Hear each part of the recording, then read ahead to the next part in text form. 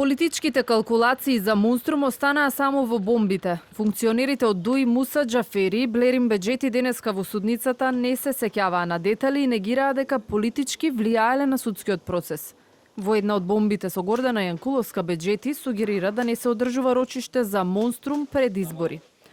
Тој во 2012 година го раководеше Министерството за правда и вели дека действувале во насока на смирување на тензиите по петкратното убиство. Тоа за јавноста е дека имаше различни перцепции за случајот.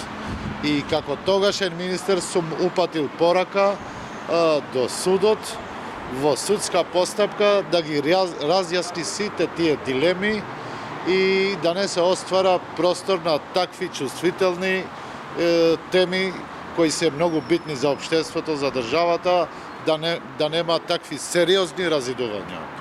Има големи шанси да сум комуницирал со Сашо Мијалков, имајќи предвид на каква функција беше тогаш, одговори Муса Џафери. Обвинителот Гаврил Бубевски го соочи со еден разговор со Блерин Беџети, во кој зборуваат за Монструм и за еден од обвинетите, Хаки Хазири.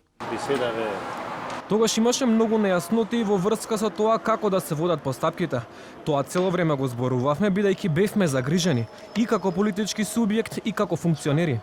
Ни беше важно како да се менаџира ситуацијата за да нема меѓуверски тензии. Мојата загриженост беше во поглед на тоа да се знае судбината на лицата што беа притворени во тоа време. Единствен од обвинетите кои Џафери рече дека го познава е Фейзи Азири, кој бил партиски активист на ДУИ. На листата сведоци во Монструм поминаа звучни имиња од безбедносните служби, меѓу кои Мијалков, Тодоровски, викан радник од Јанкуловска, но сите негираа дека имале дојава дека ќе се случи петкратното убиство кај Смилковци.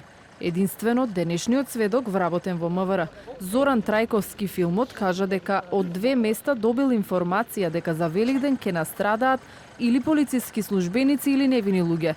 Трајковски инаку беше суден па ослободен во случајот Ровер. За Монструм раскажа дека пред 12 април 2012 година имал сознанија кои ги споделил со лица од военото разузнавање, дека во Липковскиот регион се шетаат паравоени структури со амблемот или рида. Овие информации сакал да ги пренесе и на Мијалков и на радникот, но не го примале на состанок.